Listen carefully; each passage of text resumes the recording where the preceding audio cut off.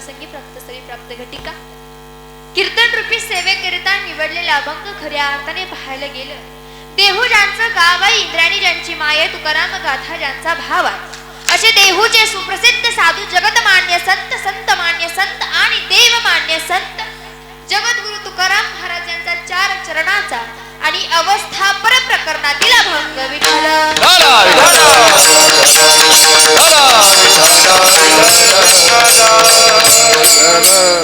उपस्थित माझ्या माता पित्यांनो या अभंगाच्या अर्थरूपी गाभाऱ्यात प्रवेश करण्यापूर्वी अभंगाच्या प्रतिपाद्य चिंतनाकडे जाण्यापूर्वी येथे उचित यथावकाश सरळ साध्या सोप्या भाषेमध्ये परिहार द्यायचा तो म्हणजे असा सद्गुरुनाथ सच्चिदानंद ब्रह्ममूर्ती संत श्रीपाद बाबा यांचा पुण्यतिथी सोहळा गेले 28 वर्ष अगदी उत्साहात महाराष्ट्राच्या कानाकोपऱ्यात होत पण तसं पाहायला गेलं मोडणीची ही पवित्र धरती आणि या पवित्र अशा धरतीला पावित्र्य ज्या महात्म्यामुळे प्राप्त झालं ज्या संतांच्या पदस्पर्शाने मोडणीची ही भूमी पवित्र झाली असे तुम्हा आम्हा सर्वांचे हृदयस्थ सद्गुरु श्रीपाद बाबांच्या दरबारामध्ये सुरू असलेला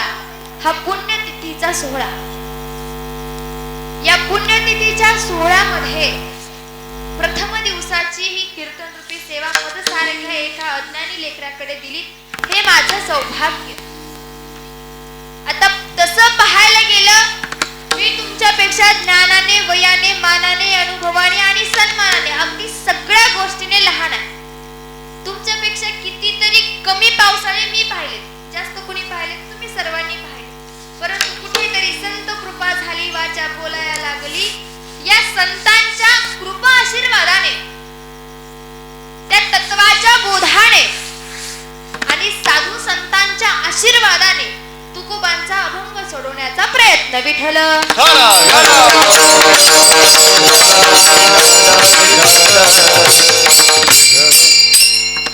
खऱ्या अर्थाने पाहायला गेलं माऊली एका ओळीत फार सुंदर सांगतात पहा हे मदची स्तव झाले परी म्या नाही गेले ऐसे जेणे जाणे तले तो सुख लागा अगदी या उक्तीप्रमाणे तुम्हाला दिसणारा माझा देह आहे पण माझ्या देहाला वळवणारी माझ्या बुद्धीला वाचा फोडणारी जी सत्ता कोणाची आहे तर ती सत्ता त्या नामाची आहे त्या तत्वाची आहे त्या अनुग्रहाची आहे त्या संतांची आहे आणि संतांच्या आशीर्वादाने माझ्या मुखातून निघालेला प्रत्येक शब्द तसं पाहायला गेलं जगद्गुरु तुकोबांचा उपदेश समाजापर्यंत पोहोचवणं फार सोपी गोष्ट आहे का कारण तुकोबांच्या एकेका शब्दाचा अर्थ समुद्राच्या खोली एवढा गहन आहे एवढं अथांग ज्ञान तुकोबांकडे आहे तरी पण तुकोबऱ्यांचा प्रत्येक अभंग हा मानवाच्या हृदयाला स्पर्श करून जाणारा लक्षात घ्या आणि त्यातीलच आजचा अवस्थापर प्रकरणातील हा अभंग या अभंगात तुकोबांचं म्हणणं आहे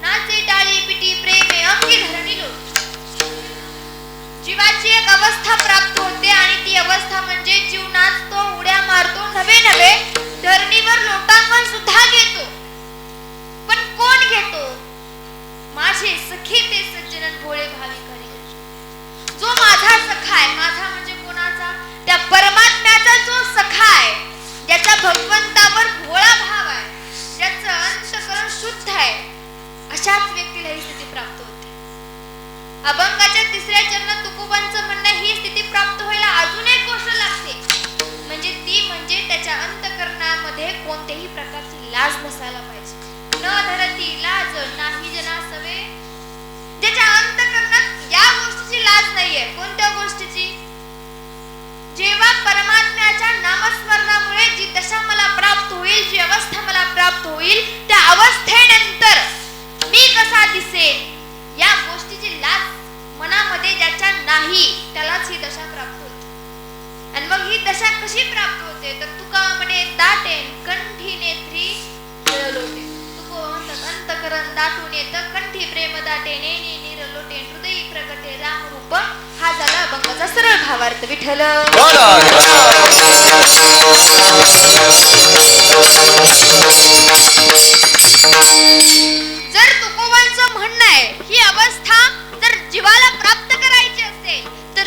दशा कशी असावी? लाज भय शंका दुराविला मंगळे साधन.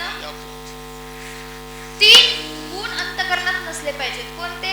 लाज नसायला पाहिजे, भय नसायला पाहिजे आणि शंका नसायला पाहिजे. भय कोणत्या गोष्टीचं? याने मला काहीतरी होईल हे भय नसायला हवं. शंका म्हणजे काय? हे खरंच आहे का? हे सत्यच आहे का? ही जर शंका अंतःकरणामध्ये असेल तर ती स्थिती प्राप्त होत नाही. पण त्या स्थितीपर्यंत जाण्याचा मार्ग इतकं सोपं आहे का? प्रत्येक गोष्टीला प्रक्रिया आहे, लक्षात ठेवा. प्रत्येक गोष्टीला त्या स्थितीला पोहोचायला सुद्धा एक प्रक्रिया आहे. मग त्या प्रक्रियेतून जेव्हा जीव तिथपर्यंत जातो तेव्हा तो त्या सुखाचा खरा अनुभव त्या जीवाला मिळतो. मग ही प्रक्रिया काय आहे? ह्याचं मूळ काय आहे? म्हणून जाणते न गुरुभजी जे तेने कृत कार्य होई जैसे मूळ सिंचन सहजे शाखा बोलो. जीवनाचं जर या जीवाचं जर कृतकार्य व्हावं असं वाटत असेल तर या जीवाच्या जीवनामध्ये खऱ्या अर्थाने संतांची कृपा व्हावी लागते. गुरुचा कृपा आशीर्वाद घ्यावा लागतो. तेव्हा जीव त्या सुखापर्यंत पोहोचतो. ज्ञानोबा स्वतः म्हणतात, ज्ञानदेव म्हणे तरलो तरलो आज उद्धरलो. उद्धार झाला, पण कोणत्या कारणाने झाला? माझ्या जीवनामध्ये श्री गुरुनाथांची कृपा झाली तेव्हा माझा उद्धार झाला. बरं, कृपा झाली म्हणजे काय झालं? ज्ञानोबांचं ज्या अर्थाने म्हणणं आहे की माझ्या डोक्यावर माझ्या श्री गुरूंनी हात ठेवला म्हणून माझं जीवन तरलं. पण तरणं, उद्धरणं, कल्याण होणं आणि कल्याण होण्यासाठी जो मार्ग आहे तो मार्ग ज्ञानोबांच्या आयुष्यात निवृत्तीदादांमुळे. तर तो कसा आहे? असं काय केलं निवृत्तीदादांनी? असं काय केलं त्या गुरुवर्यांनी? तर ज्ञानदेव म्हणे निवृत्ती निरगुण दिधले संपूर्ण माझे. दिलं, पण काय दिलं? ज्ञान गूढ गम्य ज्ञानदेवाला धने निवृत्तीने दिधले माझ्या. जे ज्ञान आहे, जे गूढ आहे, जे गम्य, जे अनाद्य, जे अनंत, जे रहस्य आहे असं असणारं ज्ञान माझ्या गुरूंनी मला दिलं. आणि म्हणून त्या ज्ञानामुळे माझ्या जीवनाचा उद्धार झाला. आता उद्धार झाला म्हणजे काय? याच्यासाठी केला होता शेवटचा दिस गोड व्हावा. उद्धार व्हावा म्हणजे काय व्हावं?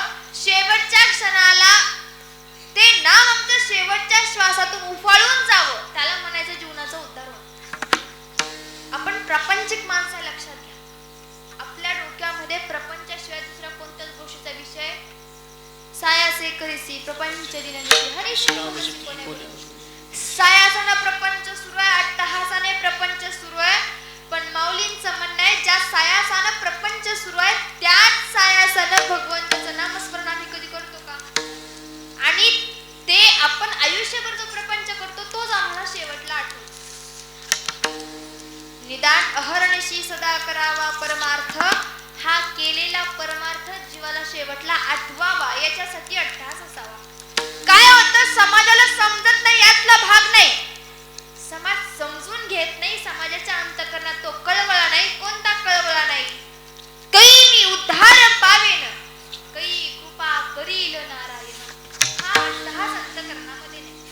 कधी माझा उद्धार होईल, कधी मला माझ्या जीवनाची शाश्वत वाट कळेल, कधी मी भक्तीच्या त्या सत्याच्या वाटेवरून चालेल, या गोष्टीचा कळवळा अंतःकरणात नाही. आणि जोपर्यंत अंतःकरणामध्ये कळवळा निर्माण होत नाही तोपर्यंत ते ज्ञान आम्हाला प्राप्त होत नाही. जीवाची दशा ज्ञान प्राप्त करून घेण्यासाठी कशी पाहिजे माहिती का? कन्या सासुराशी जाये मागे परतोनी पायी तैसे झाले माझ्या जीवा केव्हा भेटसे केशवा, ही दशा पाहिजे. एखादी मुलगी जेव्हा बाहेर सोडून सासरला जाते तेव्हा तिच्या अंतःकरणाची दशा आहे ती दशा ती ज्ञान प्राप्त करताना हवी. जसं पाण्यातल्या माशाला जर पाण्यातून बाजूला काढलं काय होतं? त्याच्या जीवाची तडफड होते आणि कधी त्या पाण्यामध्ये जाईल ही आस त्या माशाला लागते. तशी आस आम्हाला हवी की त्या ज्ञानाच्या सागरात आपण कधी पुढे. ती आस आम्हाला पाहिजे त्या ब्रह्मज्ञानापर्यंत आम्ही कधी पोहोचू. ज्याप्रमाणे एखाद्या वासराला आईची आस असते, कधी मी माझ्या आईला भेटेन, कधी मी माझ्या आईकडे जाईल, ही जी आस आहे ती आस प्रत्येक जीवाच्या अंतःकरणामध्ये त्या ज्ञानाबद्दल पाहिजे. तेव्हा ते ज्ञान आपल्याकडे. बरं,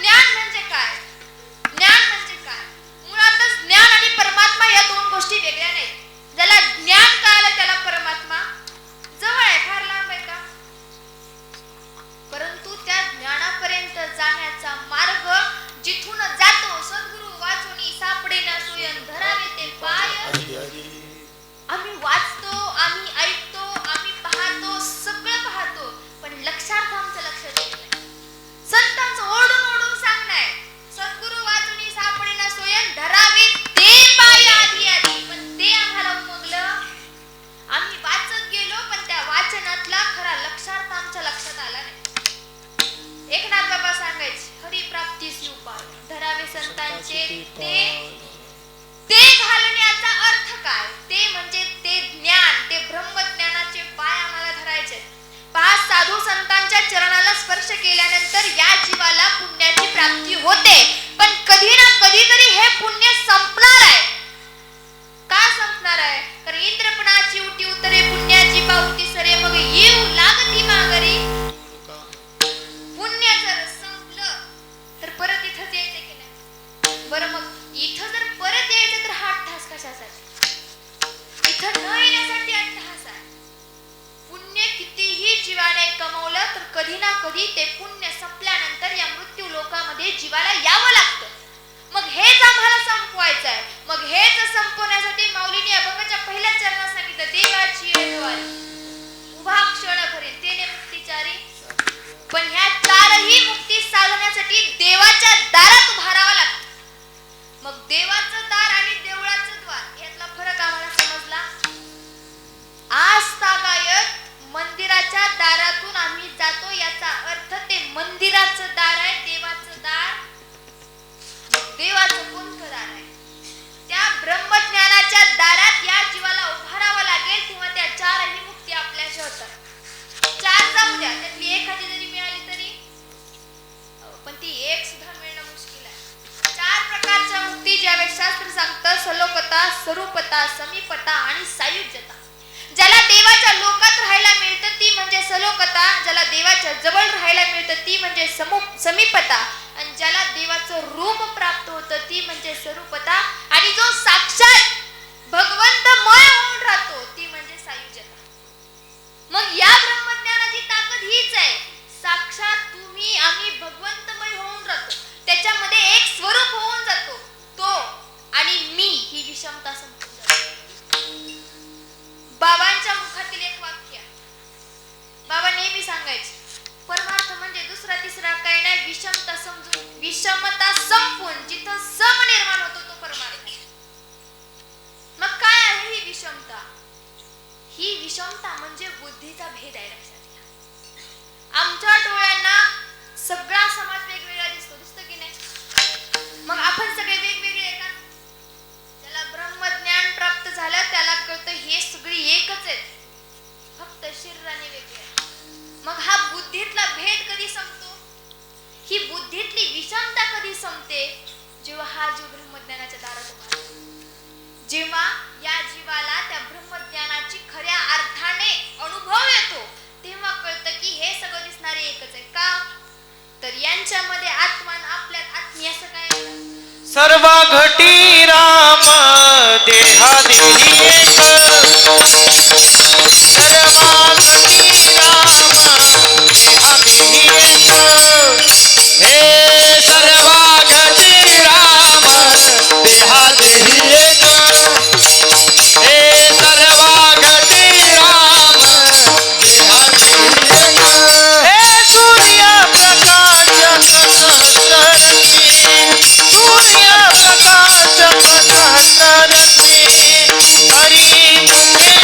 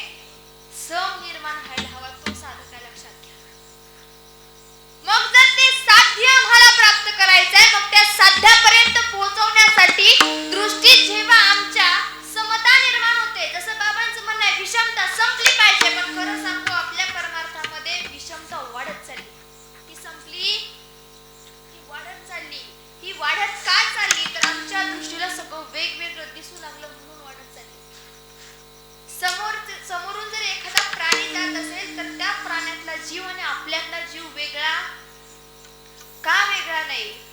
कारण सर्वात ठायी असलेलं चैतन्य म्हणजे त्या परमात्म्याचं चैतन्य एकच आहे. या उपाधी माझे गुप्त चैतन्याचे सर्वगत ते तत्वज्ञ संत.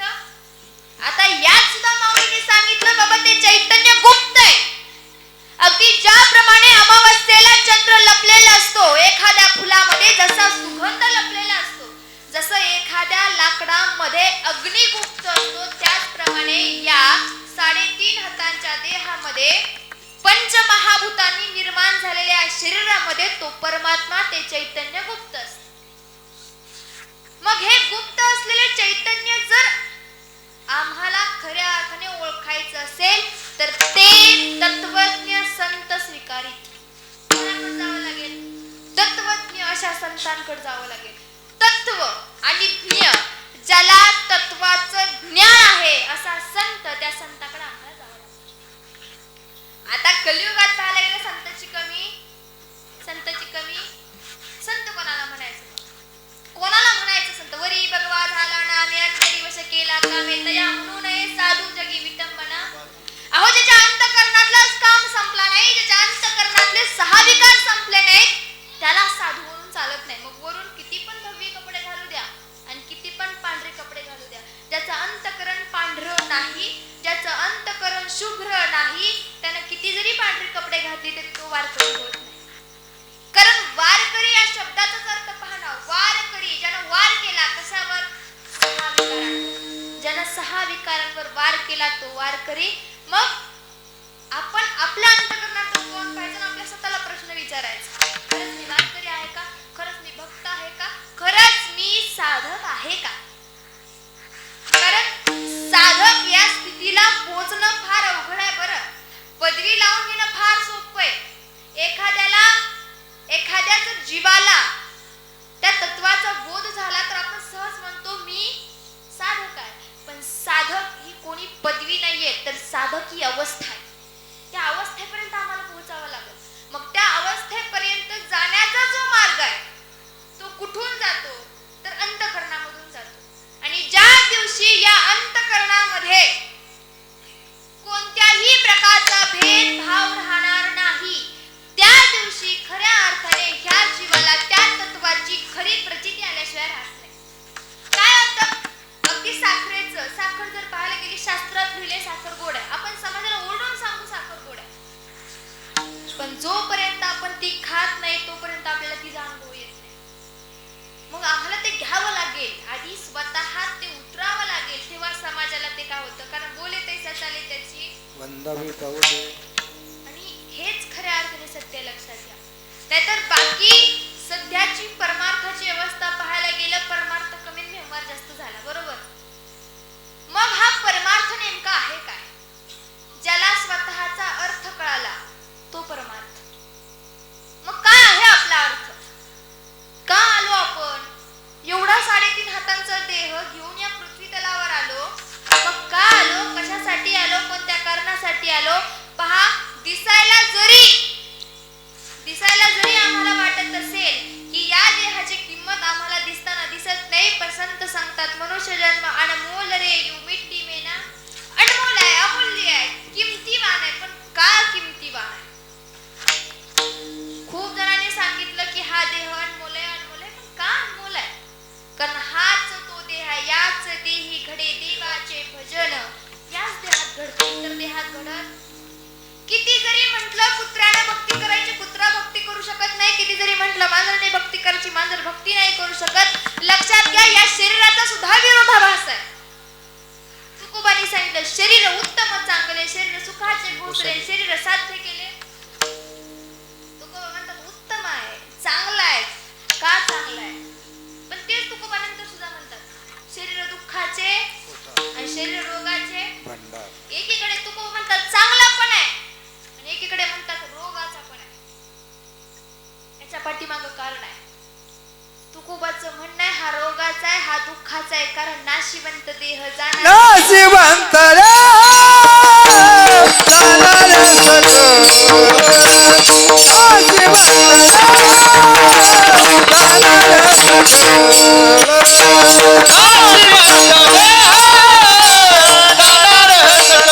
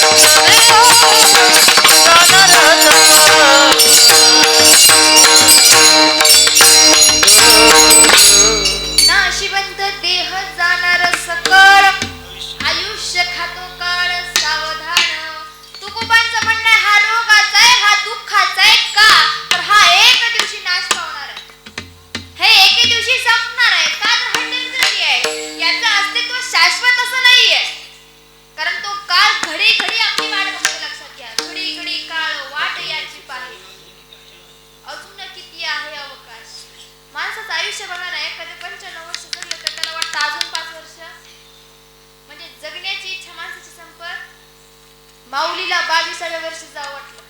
कितव्या वर्षी? 22व्या वर्षी. का जावं वाटलं? कारण माऊलींना माहिती जे मला घ्यायचं होतं ते मी घेतलं, जे मला समाजाला द्यायचं होतं ते मी.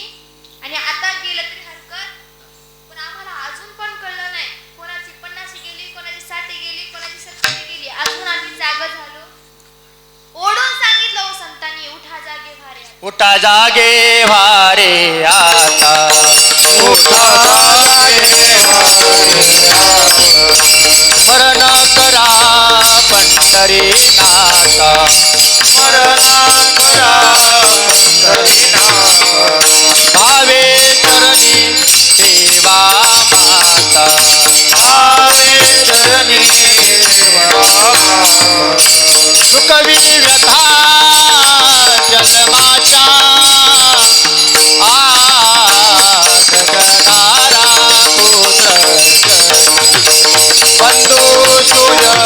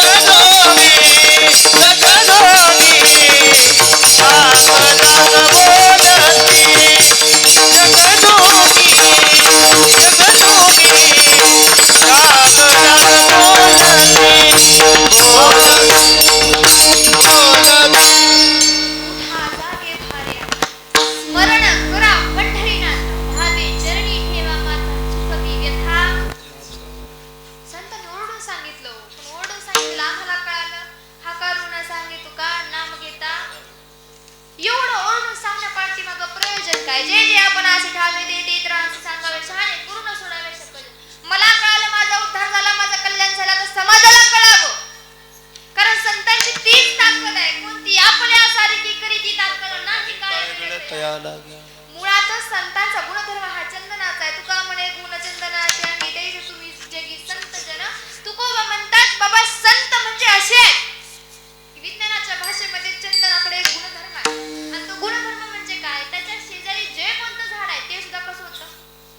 सुवासित होतं. आणि हाच गुणधर्म संतांचा आहे.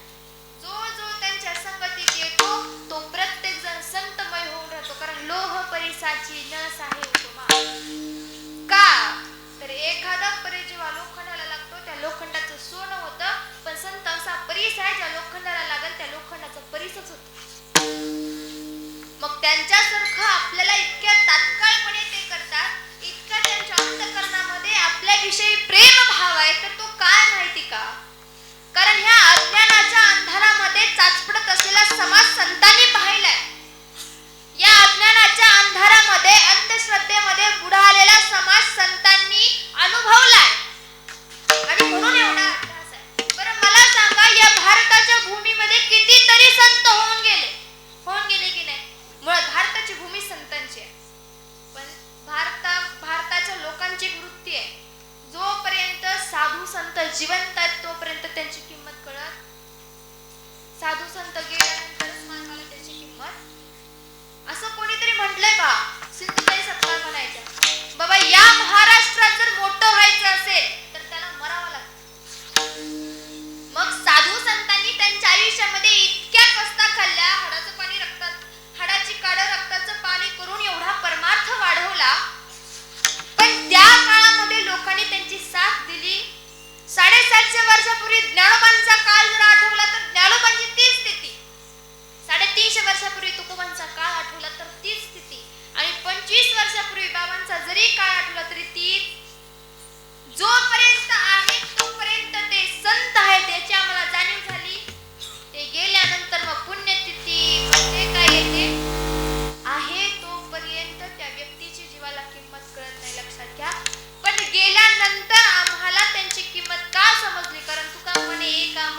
सरी उत्तम जेवरी कीर्ती मागे. आपल्यासारखा सर्वसामान्य माणूस मेला तर लोक 10 दिवस पण लक्षात ठेवत नाहीत. लक्षात घ्या, फोटो पुरतं मर्यादित राहतो आपण. कसं फोटो पुरतं. पण संत अजरामर राहिले. का अजरामर राहिले? कारण त्यांच्या ठिकाणी असलेला या समाजाविषयीचा कळवळा. पहा, संत आणि आई यांच्यात एकच भेद असतो. आई फक्त स्वतःच्या लेकरावर प्रेम करते, पण संतांना माऊली म्हटलं गेलं. माऊली म्हणजे तीच जिच्या अंतःकरणामध्ये समस्त समाजाच्या हिताचा विचार आहे. मग हे हित नेमकं आहे काय? काय आहे हो हित? हित ते करावे देवाचे चिंतन. हित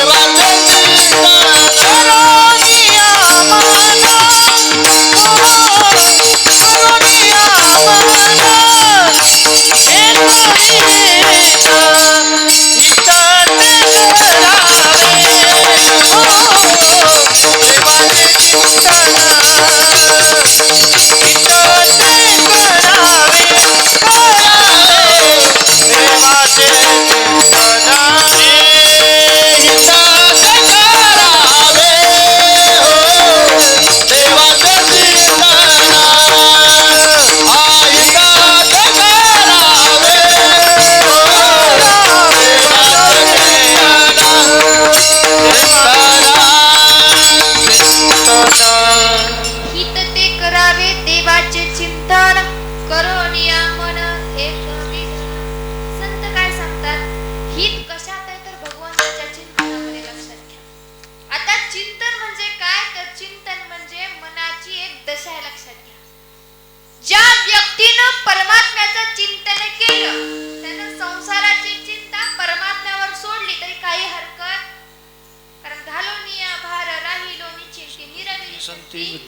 पण भार घालण्याचा अधिकार लागतो. कोणीही भार घालू शकत नाही. आवडीने भावे हरी नाम घे तुझी चिंता त्याची. तो तुझी काळजी करेल, तो तुझी चिंता करेल. नवे नवे आजही तो, कारण सकळ जीवांचा खरी तो सांभाळ. सगळ्यांचा सांभाळ करतो तो. मग सगळ्यांचा सांभाळ करत जरी असला तरी त्याला एक गोष्टीची गरज आहे, ती म्हणजे प्रेमाची गरज आहे. जर त्याला तुम्ही आम्ही प्रेम भावाने जर त्याचं चिंतन केलं तर आपल्या संसाराची, आपल्या प्रपंचाची सुद्धा तो चिंता करतो. बरं, आमच्या प्रपंचाची चिंता करत असताना आता चोखोबाचं उदाहरण जर पाहायला गेलं, चोखोबाच्या जीवनामध्ये चोखोबा पूर्ण अंतःकरणाने त्या भगवंतामध्ये विलीन झालेले आहेत आणि घरामध्ये त्यांची पत्नी, त्यांच्या पत्नीचं बाळंतपण करण्यासाठी सुद्धा कोणी यावं? भगवंत. वैनी उघडा दार हका मारी, वैनी उघडा दार हका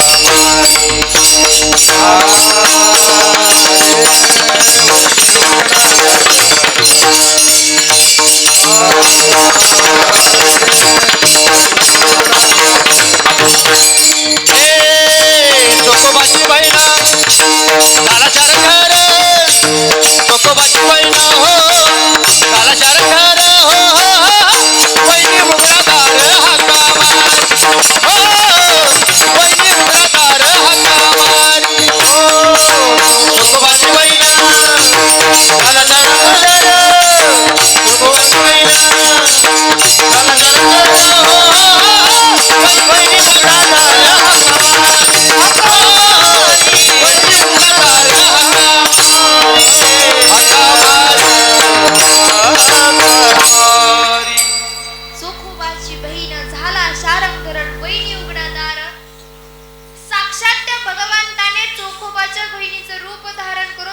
माझ्या बायकोचं बाळंतपण करावं, म्हणजे देवाला तुमच्या संसाराची चिंता आहे.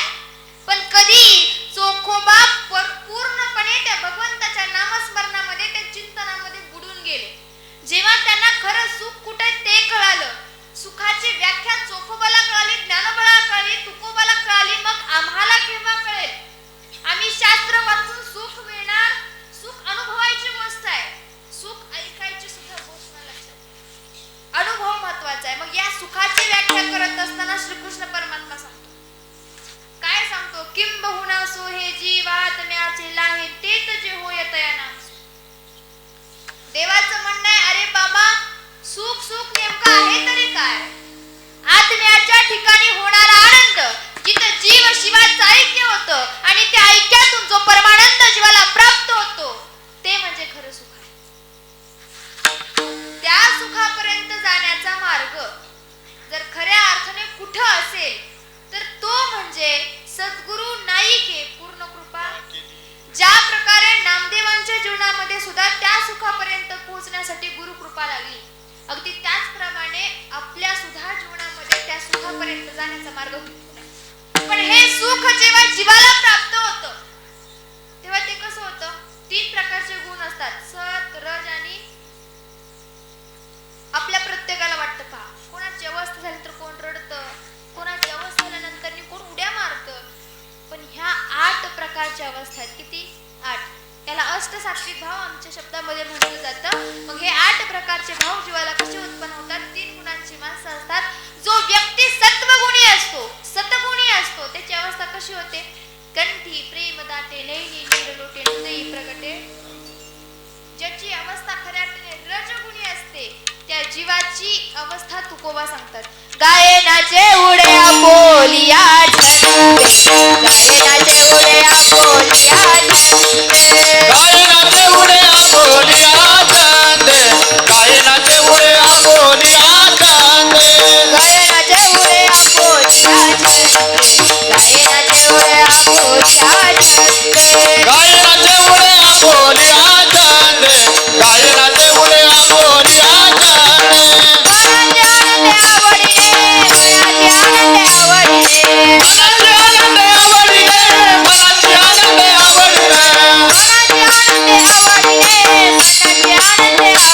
आवडीने, मनाचे आनंद आवडीने, मनाचे आनंद आवडीने, मनाचे आनंद आवडीने. गायनाचे उड्या बोलिया छंदे, गायनाचे उड्या बोलिया छंदे, गायनाचे उड्या बोलिया छंदे, गायनाचे उड्या बोलिया छंदे. गायनाचे उड्या बोलिया छंदे, गायनाचे उड्या बोलिया छंदे. गायनाचे उड्या बोलिया छंदे, गायनाचे उड्या बोलिया छंदे. गायनाचे उडे आपुल्या छंदे, मनाचे आनंदे.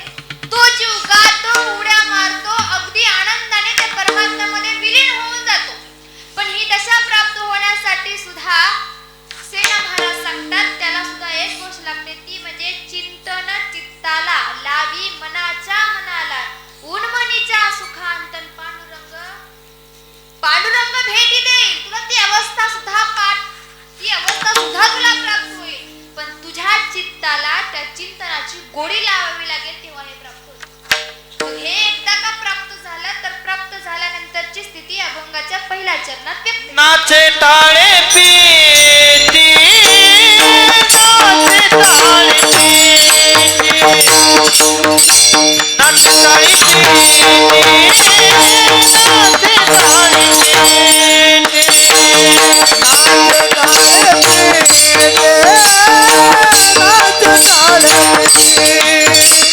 नाचे टाळे पीती, नाचे टाळे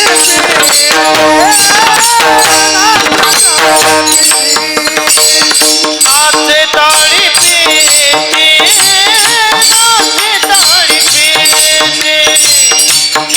नाचे ताळी पीती, नाचे ताळी पीती, नाचे ताळी पीती,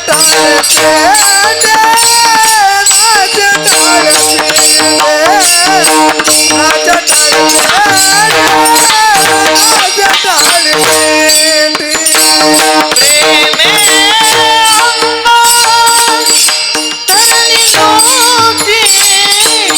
प्रेमे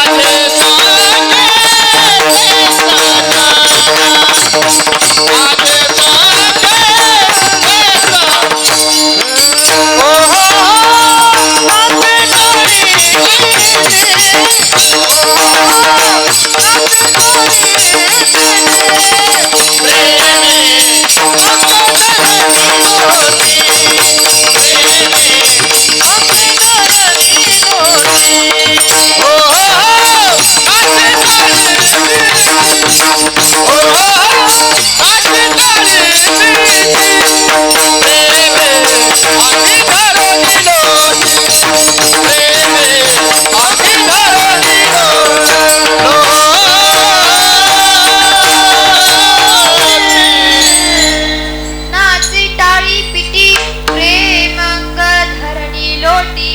तुकोबा म्हणतात, तू जर त्या सुखाच्या दशेला जर प्राप्त झाला तर या जीवाची अवस्था तो जीव नाचतो, टाळ्या वाजवतो. म्हणजे थोडक्यात तुकोबांनी या शरीराच्या होणाऱ्या हालचाली सांगितल्या. पण आता ह्या हालचाली अशाच होत नाही. त्या कशा होतात तर तुका म्हणे देह भरला विठ्ठले काम क्रोध खर केले. का प्राप्त होतात ह्या दशा? का आपण रडतो? का आपण उड्या मारतो? का आपण धरणीवर लोटांगण घेतो? तर भगवंताच्या त्या नामस्मरणाचं जे साबण आहे ते या हृदयाला शुद्ध करत असतं. आणि शुद्ध होत असताना अंतःकरणातले 6 विकार बाहेर पडत असतात. आणि बाहेर पडत असतात म्हणून ही दशा प्राप्त होते. मग ते बाहेर पडण्यासाठी तुकोबा काय म्हणतात? तो तुका म्हणे देह भरला. कशाने भरला पाहिजे? विठ्ठलाने भरला पाहिजे. मग विठ्ठलाने भरला पाहिजे या शब्दाचा अर्थ काय होतो? तुझ्या अंतःकरणामध्ये त्या पांडुरंग परमात्म्याच्या नामाची घुसळण व्हायला हवी. आता ह्या घुसळीनं होतं काय? मन थोडी नमनिता तैसे गे अनंता वाय व्यर्थ कथा सांडी मार. आपण जर दह्याचं घुसळण केलं काय होतं? खाली काय राहतं? ताक. आणि वर काय येतं? मग ताक हे असार आहे, लोणी हे. पण त्या लोण्यापर्यंत लोण्याची जी दशा आहे त्या लोण्यानंतर परत एकदा त्याचं दही होत. त्या लोण्यात एकदा तूप झालं तर तुपानंतर त्याचं दूध होत. म्हणजे जीव एकदा त्या दशेला प्राप्त झाला तर परत तो आहे तिथं येत. मग आम्हाला आमच्या मूळ स्थितीला जायचंय. दुधाचं मूळ स्थिती काय आहे? तूप आहे. मग आम्हाला त्या तुपाला जायचंय. एकदा का ती दशा आम्हाला प्राप्त झाली. पण ती दशा प्राप्त होण्यासाठी आधी घुसळण करावी लागली. कशाची? त्या दह्याची. अगदी त्याचप्रमाणे या अंतःकरणामध्ये जर नामस्मरणाची घुसळण केली तर असार रूपी संसार एकीकडे राहतो आणि सार रूपी निर्गुण निराकार परमात्मा या जीवाला उमगतो. मग हा निर्गुण निराकार असलेला परमात्मा नेमका आहे काय? रंग नाही, रूप नाही, नाही वर्ण छाया. ज्याला रंग नाही, ज्याला रूप नाही, ज्याला वर्ण नाही, कोणत्याही कलाचा रंग देवाला. आता असं म्हटल्यानंतर तुम्ही म्हणाल आमचं शास्त्र काही वेगळं सांगतं. एका शास्त्रात सांगितलं रामाच्या हातात काय आहे, एकाने सांगितलं श्रीकृष्णाच्या हातात काय आहे, एकाने सांगितलं पांडुरंग परमात्मा तर कटेवर हात ठेवून उभा आहे. मग देवाला रूप नाही असं कसं म्हणताय? जी तुमच्या आमच्या नजरेला जे दिसतं ते खऱ्या अर्थाने देव आकाराला आलेला आहे. तो तुमच्या आमच्यासाठी आकाराला आलेला आहे. त्याचं मूळ स्वरूप हे निर्गुण आहे. त्याला कोणत्याही प्रकारचा आकार, तो ओंकार स्थितीत आहे. असा असलेल्या परब्रह्मापर्यंत आम्हाला जायचंय. जर देव या मृत्यू लोकात येऊन परब्रह्माची प्राप्ती करू शकतो तर आपण कोण आहे? आपण साधारण जड जीव लक्षात घ्या. रामानं त्रेतायुगामध्ये जेव्हा अवतार घेतला वशिष्ठ मुनींना शरण गेले. राम केला ब्रह्मज्ञानी वशिष्ठ मुनी तारक कृष्ण गुरु सांदीपानी परब्रह्म झाले. प्रभू रामचंद्रांच्या जीवनामध्ये सुद्धा वशिष्ठ मुनींना शरण जावं लागलं. श्रीकृष्णाच्या आयुष्यामध्ये द्वापर युगामध्ये श्रीकृष्ण परमात्मा जेव्हा अवताराला आला तेव्हा श्रीकृष्ण परमात्म्याने सांदीपानी ऋषींच्या आश्रमात 12 वर्ष लागलं व्हावे. मग देवाला ब्रह्मज्ञान घ्यावं लागलं. देवाला परब्रह्माची प्राप्ती करावी लागली. का तर राम हा फक्त त्रेतायुगापुरता मर्यादित नव्हता. श्रीकृष्ण परमात्मा फक्त द्वापर युगापुरता मर्यादित नव्हता.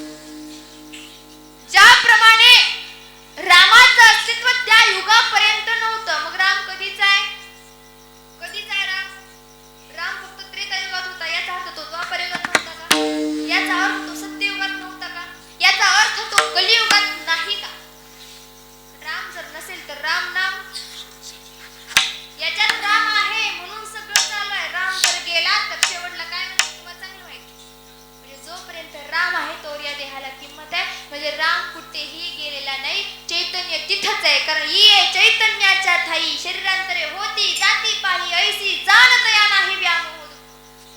माऊलींचं म्हणणं चैतन्य कुठंच जात नाही, जाणारा येणारा फक्त देह आहे. आणि हे ज्याला कळालं नाही त्याला मोहाचं दुःख आहे.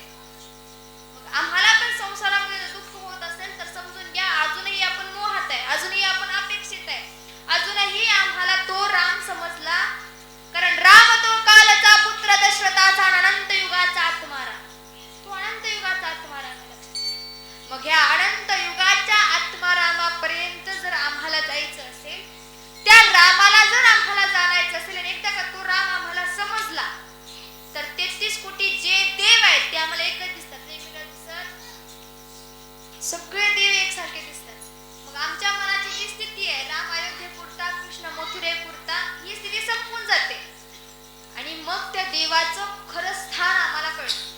मग या देवाचं खरं स्थान सांगत असताना माऊलीने सांगितलं, ये रवी सर्वांच्या हृदय देश, मी अमुक आहे ऐसीचे बुद्धी स्पृहे हरणशी ते वस्तू. माऊलींचं म्हणणं आहे तो ब्रह्मांडाचा नायक असणारा, विश्वाचा मालक असणारा, अरे फार लांब नाहीये, अगदी तुझ्या नजीक आहे. देव देव म्हणून व्यर्थ का हिंडाशी निज देव नेनसी मुळी कोण. कुठेही फिरू नको, जवळ आहे. मग जवळ कुठं आहे, तैसा हृदयामध्ये मी रामो असता सर्व सुखाचा भ्रांतीसी कामो विषय. माऊली सांगतात लांब नाही बाबा, तुझ्या हृदयात आहे. पण हृदयात असणारा देव. आता संत पण कसे आहेत माहिती का, विरोधाभासाने बोलतात.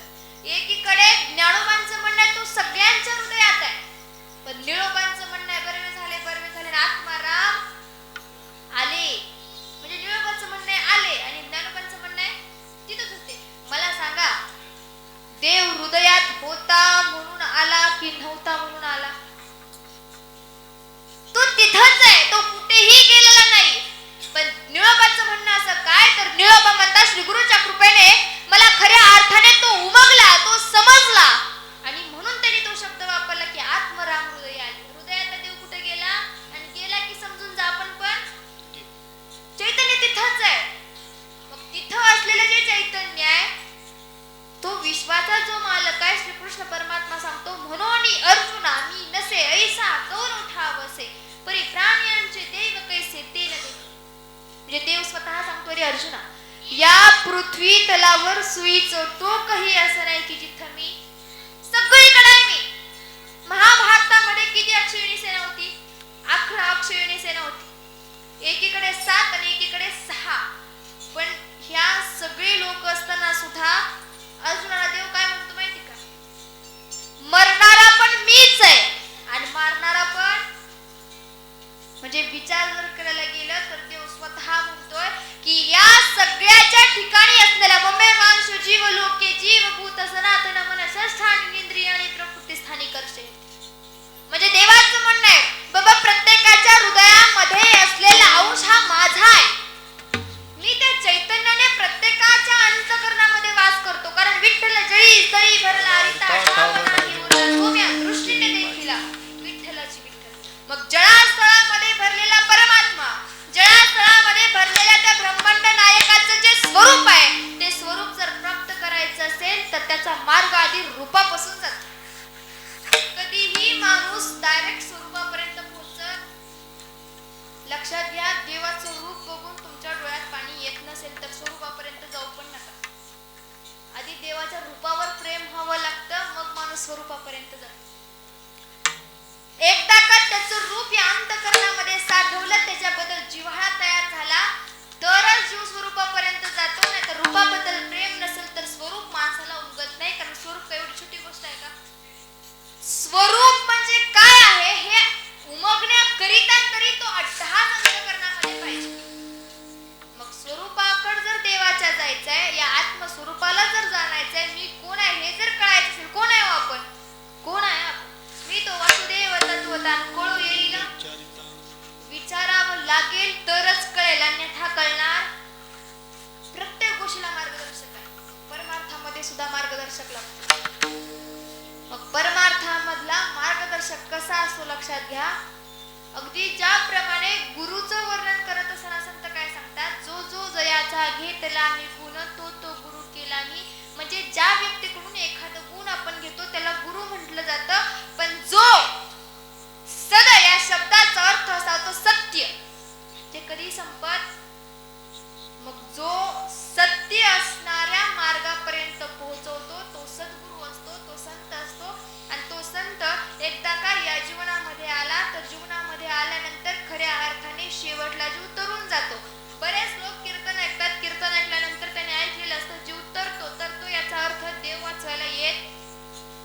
देव वाचवायला येत देवाला जावं लागलं.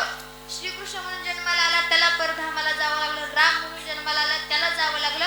आपल्याला पण जायचंय, कारण जाणं येणं देवाच्या सुद्धा हातात, आपल्या हातात येतच आहे. ते म्हणजे 84 लक्ष योनींचा फेरा संपवणं.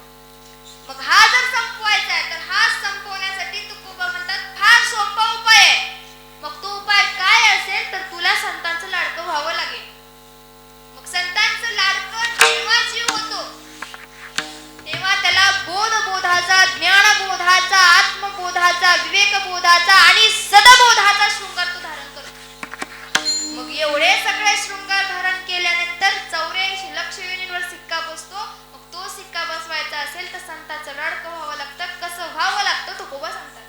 लेक लाडकी लाडकी लेक मी संतांची, लाडकी लेक मी संतांची, लाडकी लाडकी लेक मी संतांची, लाडकी लेक मी संतांची. बसवर कृपा बहुतांची, बसवर कृपा बहुतांची, बसवर कृपा बहुतांची, बसवर कृपा बहुतांची. लाडकी लेक मी संतांची, बसवर कृपा बहुतांची, हो लाडकी लेक मी संतांची. बसवर कृपा बहुतांची, हो लाडकी लेक मी संतांची. तुकोबा म्हणतात बाबा संतांचं लाडकं व्हावं लागेल. का व्हावं लागेल? कारण बोध मुरारी शृंगारीला, अहो बोध मुरारी शृंगारीला, आणि 84चा सिक्का केला. म्हणून म्हणते काय, लेक लाडकी लाडकी लेक मी संतांची, लाडकी लेक मी संतांची, लाडकी लाडकी लेक मी संतांची. लाडकी लेक मी संतांची.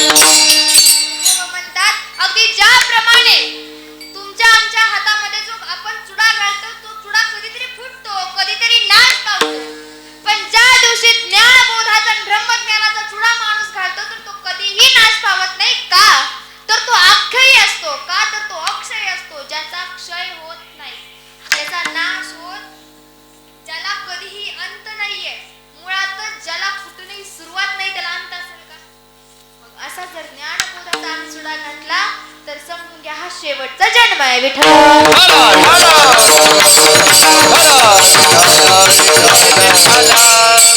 शेवटचा जन्म आहे. असा जर अनुभव आम्हाला यायला हवा असं जर वाटत असेल तर त्याच्यासाठी काय करावं लागतं तर तुकडोजी महाराज सांगतात. घे घे घे माया सारी सोडून हात लावणी नशिबाला मारण कसराई राई या संसाराच्या बाई नरासारखा नरजन्म पुन्हा मिळायचा नाही, नरासारखा नरजन्म पुन्हा मिळायचा नाही. घे घे घे हरिनाम घे, माया सारी सोडून दे. घे घे घे हरिनाम घे, माया सारी सोडून दे. हार लावणी नशिबाला रडतोच नाही नाही, या संसाराच्या पायी नरासारखा नरजन्म पुन्हा मिळायचा नाही, नरासारखा नरजन्म पुन्हा मिळायचा नाही. आम्हाला वाटतं या संसारामध्ये, या समाजामध्ये राहणारा प्रत्येक व्यक्ती आपला. पण तुकोजी महाराजांचं म्हणणं आहे त्या नामाशिवाय दुसरं सत्य काही नाम अमृते साधन नाही, ते करते आहे कशी. मग ज्याप्रमाणे तुकोजी महाराजांचं म्हणणं आहे बाबा रे, या समाजात राहणारा प्रत्येक जण तुला तुझा वाटतो. पण लक्षात घे शेवटचा तू जर मेला तर तुझ्या अंगावर सोनं सुद्धा ठेवलं जात आहे, ते सुद्धा काढून घेतलं जात. जन्माला येताना जसा रिकामा आला तसं मरताना सुद्धा तुला रिकामच पाठवणार. का म्हणशील बायका पोराची तर तुझ्या मागची पोरं, तू मेल्यावर काबर बोलतील तुझ्याच डोक्यावर. मेल्यावर कापर पडते तुझ्याच डोक्यावर. म्हणशील बायका पोराची तर तुझ्या मागची पोरं, तू मेल्यावर काबर बोलतील तुझ्याच डोक्यावर. मेल्यावर कापर पडते तुझ्याच डोक्यावर. आपण गेल्यानंतर एक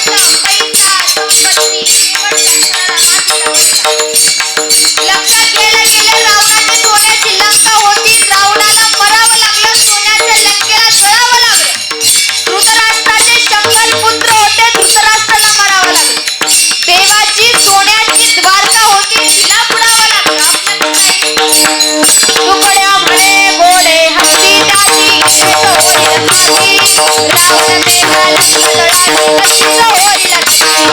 रावण वेला लंका जळाली तशीच होईल गती. रावणे भोळे भक्ती त्याची तेच होईल माती. रावण मेला लंका जळाली तशीच होईल गती. हे रावण वेला लंका जळाली तशीच होईल गती. काय करावं लागेल? याचा उपाय काय? त्याच्यासाठी एकच उपाय.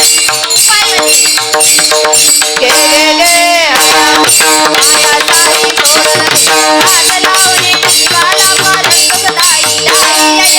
तोरण हात लावणे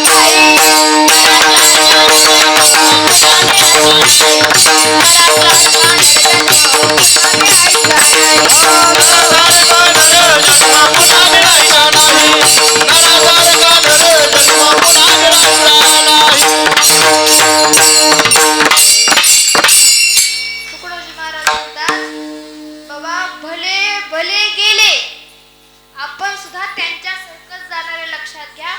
पण जात असताना जीवनामध्ये सत्य काय आहे तर ते भगवंताचं नाव आहे, भगवंताचं नाम आहे आणि तेच आम्हाला घ्यायचं. कारण असं म्हणतात एक नाम तारीन बाकी सब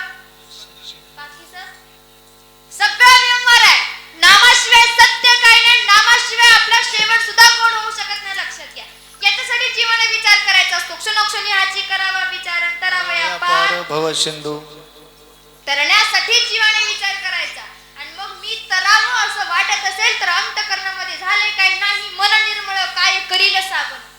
स्वतःला किती जरी भक्त म्हणून घेतलं पण अंतःकरण जर शुद्ध नसेल तर साबणाचा उपयोग होत. साबण फक्त बाह्य रंग चमकवतं. अंतरंग जर चमकवायचं असेल तर नामस्मरण एकमेव गोष्ट जी अंतःकरण चमकवू शकते. आणि बाह्य रंग चमकवणारे कितीतरी आहेत पण ते श्रेष्ठ पदाला पोहोचत.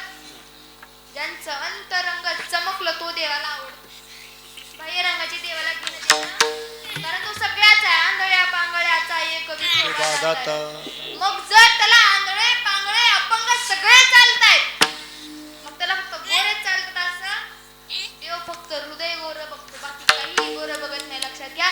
आजपर्यंत त्यानं कुळ जाती वंश परंपरा धर्म या सगळ्याच्या गोष्टीच्या पलीकडे तो आहे. म्हणून कुळ जाती वर्ण हे आगवेचे कारण, हे सगळं अकारण आहे. याला कोणत्याही प्रकारचं कारण नाही. लक्षात का तर जात बीत गोत कुळशील मात फक्त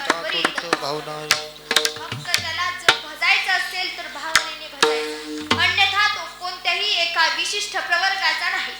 हे मी नाही, साधू संतांनी स्वतः सांगितलं. गोरोबा म्हणतात कुलालाचे वंशी जन्मले शरीर तो हा गोरा कुंभार हरिभक्त. कुंभार काकाचं म्हणणं आहे मी कुंभार वंशा जन्माला आलो, घडी माती वाहे गोऱ्या कुंभार. माझी मडकी घडवायला सुद्धा तो आला. नामदेवाचं म्हणणं आहे नामा म्हणे तैसा जातीचा मी शिल्पी जातीची उपमा देऊ नये. पण त्याच नामदेवासाठी नाम्या सर्वे जेवी नवे संकोचित. नामदेवासोबत जेवताना देवाने संकोच केला. सावतोबा म्हणतात आमुची मायाची जात शेत लावू बाबा येत. पण त्याच सावतोबासाठी सावत्या मायाचं खुरपू लागले. देवानं खुरपायला कमीपणा घेतला. भक्त प्रल्हाद राक्षस कुळा जन्माला आला. तिथं देवाचं राक्षसाचं वाकडं असतं. तिथं त्या प्रल्हादासाठी देवाने नरसिंहाचा अवतार घेतला. पूज नीच काही नेने भगवंत तिष्ठे भाव भक्त देखून या. देव काहीच बघत नाही. लक्षात घ्या. एकीकडे दुर्योधनाचा महाल आहे, एकीकडे विदुराची झोपडी आहे. देवाने विदुराच्या झोपडीत जाणंच पसंत केलं. याला कारण आहे विदुराच्या झोपडीत प्रेम आहे आणि दुर्योधनाचा महाल हा अहंकाराचा आहे. आता दुर्योधनाचा महाल जाऊ द्या, 5000 वर्षापूर्वीची गोष्ट आहे. पण हा महाल जर या दुर्योधन नावाचा अहंकार वास करत असेल तर परमात्मा इथे येत नाही. या मथुरेमध्ये जर कंस नावाचा अहंकार राहत असेल तर देव मथुरेत राहत नाही. जर या अंतःकरणामध्ये रावण नावाचा राक्षस राहत असेल तर राम तिथं वास्तव्य करत. कथा ऐकण्यासाठी असतात, अनुभव जीवनासाठी असतो. लक्षात घ्या.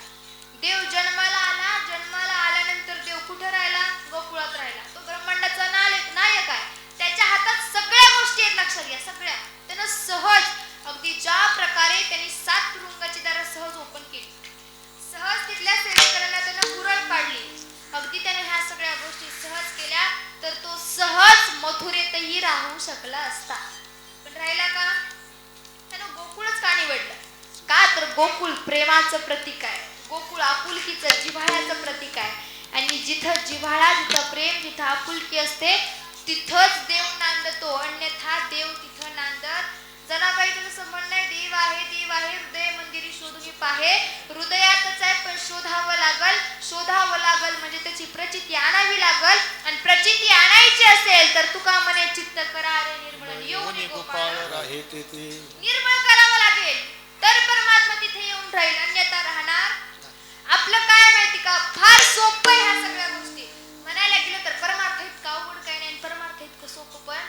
परमार्थ करावा लागतो, संसार आपोआप होत राहतो. पण या जीवाची दशा कशासारखी आहे माहिती का, बेडकासारखी आहे. बेडूक कसं असतं का, कमलकंद आणि दरदुरी नांदिरुके एकेची घरी परिपरागो सेवीचे भ्रमरी जवळला चिखलू चिवरे.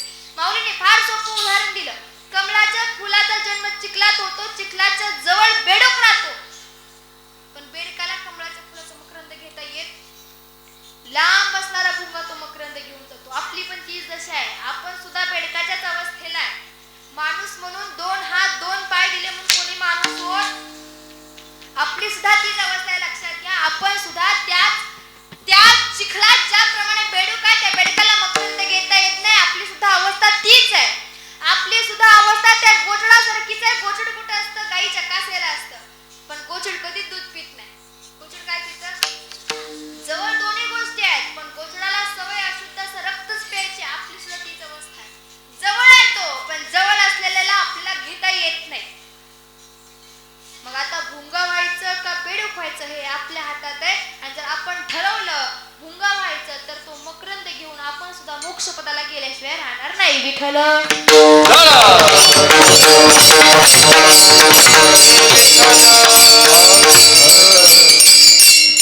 या मोक्षपदापर्यंत खरं सांगायला गेलं तर मोक्ष म्हणजे आहे काय, तर या मोक्ष म्हणजे या जन्म मरणाच्या फेऱ्यातून आपली सुटका होते. लक्षात घ्या, परत इथे यायला हे एवढं सुखाचं नाही. दुःख बांधवडी आहे हा संसार, सुखाचा विचार मुळातच मूळ दुःखाचा आहे. मूळ कसं आहे, जन्माचे ते मूळ पाहिले शोधून दुःखाची कारण. मूळ दुःखाचं आहे. आईच्या उदरात असल्यापासून दुःखात आहे. मातेच्या उदर कोरी पचवणी विष्ठच्या दात्री उकडून या नवमासवरी जन्मोजन्मी मरती. मग आईच्या गर्भात असल्यापासून दुःखात आहे.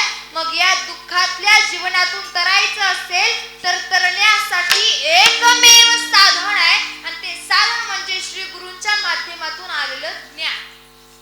आता 25 वर्षापूर्वी, आता हा कलियुगाचा काळ लक्षात घ्या, कलियुगामध्ये संत होणं फार विरळ गोष्ट आहे, फार दुर्लभ आहे. पण आपण बहु भाग्यवान, आपलं अनंत जन्मीचं काहीतरी पुण्य असावं. तेव्हा 25 वर्षापूर्वी अशा घोर अज्ञानाच्या अंधकारामध्ये सुद्धा तुम्हा आम्हाला ज्ञानाचा प्रकाश देण्यासाठी श्रीपाद माऊली नावाची एक ज्ञानाची ज्योत जन्माला आली, आणि त्या ज्योतीने समस्त महाराष्ट्र उजळून टाकला. धन्य श्रीपाद मुरारी त्यानं दुनिया केली बावरी. धन्य श्रीपाद मुरारी त्यानं दुनिया केली बावरी. धन्य श्रीपाद मुरारी त्याने दुनिया केली बावरी. धन्य श्रीपाद मुरारी त्याने दुनिया केली बावरी. त्यानं दुनिया केली बावरी. त्याने दुनिया केली बावरी. त्यानं दुनिया केली बावरी. त्यानं दुनिया केली बावरी. धन्य श्रीपाद मुरारी त्याने दुनिया केली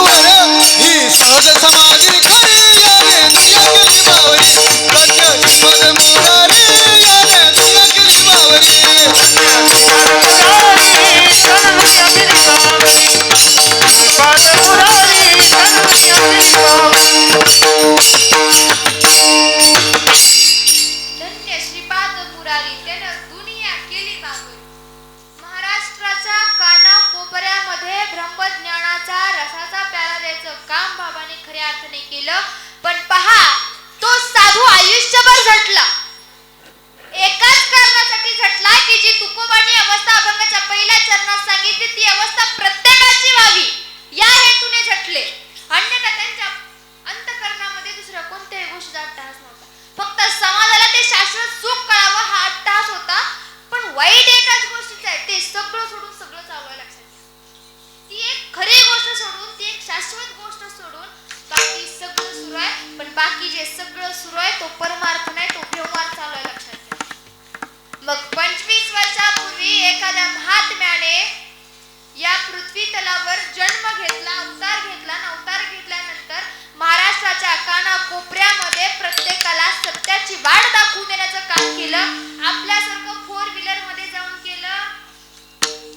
कसं केलं? अडचणीतून शोधून काढली भल्यांची वाट, उराशी लावून पाजले आम्हा अमृताचा घोट, उराशी लावून पाजले आम्हा अमृताचा घोट. मोजता येत नाही जगाच्या मापन, मोजता येत नाही जगाच्या मापन. एवढं प्रेम दिलंय श्रीपद बाबन, एवढं प्रेम दिलंय रंगस बाबन. मोजता येत नाही जगाच्या मापन, मोजता येत नाही जगाच्या मापन. एवढं प्रेम दिलं श्रीपद बाबन, एवढं प्रेम दिलं रंगस बाबन. श्रीपदाचं मन कैसं लोण्याहून मऊ, विश्व पिक पडलंय पुढं कैसे मी नावू, विश्व पिक पडलंय पुढं कैसे मी नावू. मोजता येत नाही जगाच्या मापन, मोजता येत नाही जगाच्या मापन. एवढं प्रेम दिलंय श्रीपद बाबन, एवढं प्रेम दिलंय श्रीपद बाबन. मोजता येत नाही जगाच्या मापान, मोजता येत नाही जगाच्या मापान. एवढं प्रेम दिलं श्रीपद बाबन, एवढं प्रेम दिलं रंगस बाबन. ज्ञानवाच सांगितले ख्याती लावलाई, आमुचे मत तुम्हा काही सांगणे नाही, आमुचे मत तुम्हा काही सांगणे नाही. मोजता येत नाही जगाच्या मापन, मोजता येत नाही जगाच्या मापन. एवढं प्रेम दिलंय श्रीपद बाबन, एवढं प्रेम दिलं रंगस बाबन. मोजता येत नाही जगाच्या मापान, मोजता येत नाही जगाच्या मापान. एवढं प्रेम दिलं श्रीपद बाबन, एवढं प्रेम दिलं रंगस बाबन. मोजता येत नाही जगाच्या मापन, मोजता येत नाही जगाच्या मापन. एवढं प्रेम दिलं श्रीपद बाबन, एवढं प्रेम दिलं रंगस बाबन. मोजता येत नाही जगाच्या मापान, मोजता येत नाही जगाच्या मापान. एवढं प्रेम दिलं श्रीपद बाबन, एवढं प्रेम दिलं रंगस बाबन, एवढं प्रेम दिलं श्रीपद बाबन. मोजता येत नाही जगाच्या मापन, एवढं प्रेम दिलंय श्रीपाद बाबन. खऱ्या अर्थाने जर पाहायला गेलं, अगदी ज्या प्रकारे आपण मगाशी म्हटलो आपल्यासारखं 4 व्हीलर मध्ये जाऊन बाबांनी ज्ञान दिलं. अहो ज्या प्रकारे एखादा माणूस रानात काम करतोय तर त्याला रानात जाऊन ज्ञान दिलं. एखादा माणूस त्याच्या वैयक्तिक कामात आहे तर त्याला तिथं जाऊन ज्ञान दिलं. आणि कसं दिलं असेल? आपल्यासारखं सुख सोयी सुविधेत दिलं नाही. ज्या व्यक्तीने स्वतःच्या संसाराचा विचार न करता स्वतःच्या संसारावर तुळशीपत्र ठेवून फक्त आम्हाला ते ज्ञान कळावं या हेतूने समस्त महाराष्ट्र पिंजून काढला. महाराष्ट्राच्या प्रत्येक कानाकोपऱ्यात ज्ञान पोहोचवलं. ही एवढी सोपी गोष्ट नाही, लक्षात घ्या. आज कीर्तनाला इथं जरी 100 लोक असले तर 100 लोक एका कानाने ऐकतात, एका कानाने सोडून देतात. पण बाबांनी कसं पोहोचवलं असेल महाराष्ट्राच्या कानाकोपऱ्यात? कलियुगामध्ये जन्मलेले एखाद्या संताचं मंदिर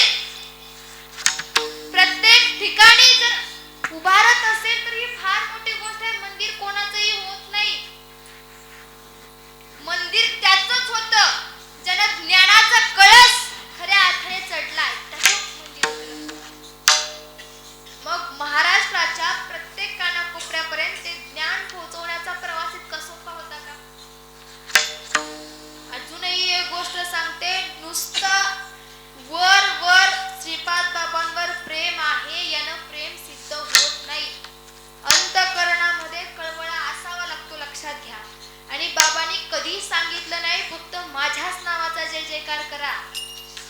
त्यांनी अट्टहासाने सांगितले जे सत्य ते समाजापर्यंत पोहोचवा, पण कधीच त्यांनी ही गोष्ट समाजाला सांगितली नाही. समाज जे काही घेतोय ते सगळं उलट घेतोय. लक्षात घ्या, सगळं उलट घेतोय. आजपर्यंत सरळ समाजाला काही घेतलंच नाही. घेतलं असतं तर परमार्थ उच्च कोटीला कधीच पोहोचला असतं. लक्षात घ्या, मुळातच जे प्रेम आहे ते शब्दांनी सांगायची गरजच नाही पडली पाहिजे. तुमच्या वागण्यातून, तुमच्या बोलण्यातून, तुमच्या शब्दातून कळलं पाहिजे तुमचं प्रेम काय आहे. तुमचे डोळे सांगितले पाहिजे तुम्हाला त्या महात्म्याबद्दल प्रेम काय आहे. वाचा काही पण सांगते. लक्षात घ्या, वाचा अशी आहे, चौकात एकाचं कौतुक करते, मागं जाऊन तीच वाचा त्याच्याबद्दल वाईट बोलते, ही ती वाचा आहे. मग याच वाचेतून प्रेम प्रगट होतं असं नाही. प्रेम प्रगट होण्यासाठी दृष्टीमध्ये ते प्रेम असावं लागतं. ज्याच्या दृष्टीमध्ये ते प्रेम आहे त्याला प्रेम सांगायची गरज पडत नाही. फक्त बाबांचा जो शुद्ध हेतू आहे, शुद्ध परमार्थ समाजापर्यंत पोहोचवायचा, तो एकोप्याने पोहोचवता आला पाहिजे.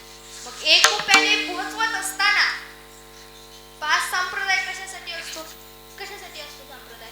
सगळ्यांनी एकजुटीने राहावं याच्यासाठी असतो. संप्रदाय कधीच याच्यासाठी नसतो की हा या संप्रदायाचा, मी या संप्रदायाचा. तो आपण सगळे एकाच आईच्या उदरातून जन्माला आलो. ती आई कुठली आहे?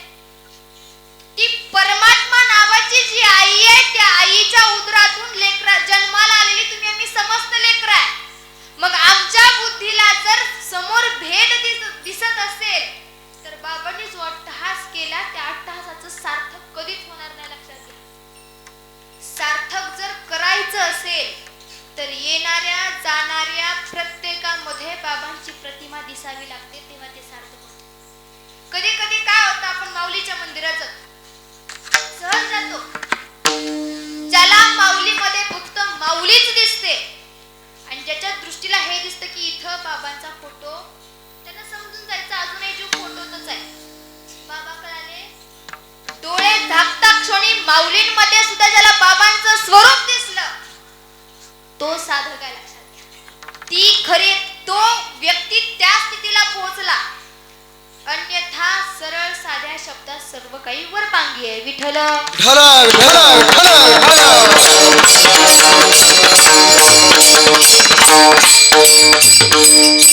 तसं मी ज्या प्रकारे मगाशी म्हटलं, मी तुमच्यापेक्षा खूप कमी पावसाळ्यात पाहिलेले आहे. तुमच्यापेक्षा अनुभव मला फार कमी आहे.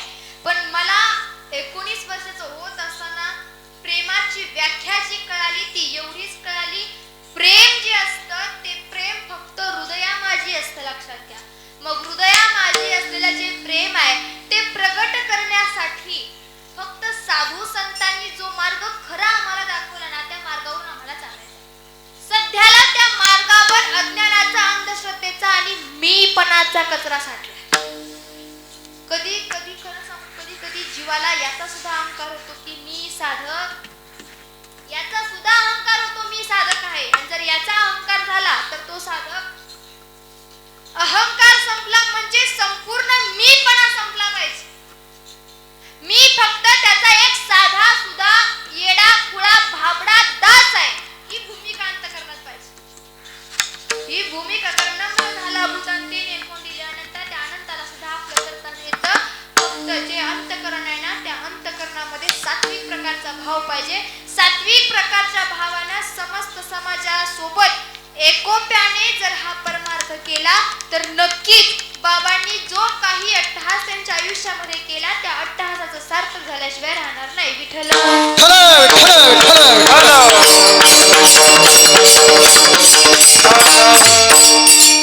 असो, जगद्गुरु तुकोबरायांचा असलेला हा अभंग 4 चरणाचा, या अभंगाच्या माध्यमातून तुकोबांनी स्थिती वर्णन केली. स्थिती वर्णन करत असताना तुकोबाचं म्हणणं आहे, एकदा का ही स्थिती नाची टाळी पिटी ही अवस्था होते, पण कोणाला होते? जो सखा आहे, जो सज्जन आहे त्याला होते. ज्याच्या अंतःकरणामध्ये कोणत्याही प्रकारची लाज शिल्लक नाही त्याला होते. मीरा राजाची कन्या, अंतःकरणात लाज नाही. कोणाची कन्या आहे? राजाची कन्या, पण अंतःकरणात लाज. कशाची लाज असावी? ती स्वतः श्रीकृष्ण परमात्म्यामध्ये इतकी विलीन होऊन गेली की तिला या गोष्टीचा विसर आहे की मी राजाची कन्या असून तुला नाचताना कशी दिसत असेल. नाचुंगी नाचुंगी नाचुंगी मैं तो हरी गुण गावत नाचुंगी, तशा तिची आहे.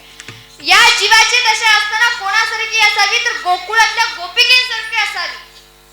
जिथं दिसेल तिथं फक्त कृष्ण दिसावा.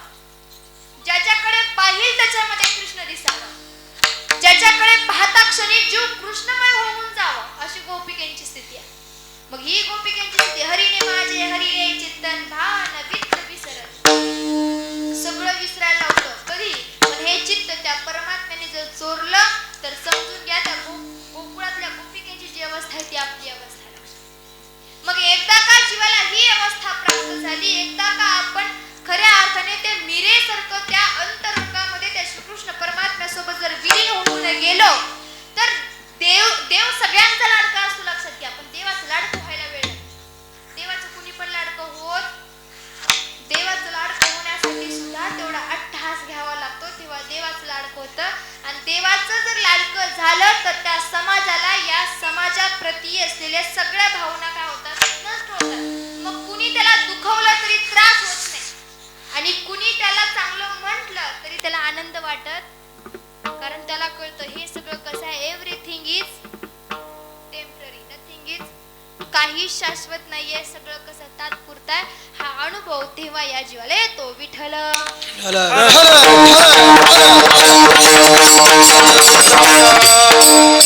तुकोबांचा 4 चरणाचा अभंग येथूची ते थावका सोडण्याचा प्रयत्न केला.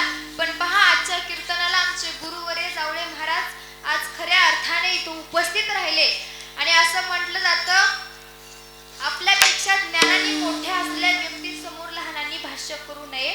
पण कुठेतरी आत्मप्रचिती, शास्त्र प्रचिती आणि गुरु प्रचिती या तीनही प्रचिती जर त्या जीवाला प्राप्त असतील तर साधू संतांचा उपदेश या समाजापर्यंत पोहोचवण्याचा तो जीव नक्कीच प्रयत्न करू शकतो. असं वारकरी संप्रदायाच्या नियमाप्रमाणे इथपर्यंत आलो. आता सर्वांनी सुंदर असं पांडुरंग परमात्म्याचं चिंतन करायचं. विठोबा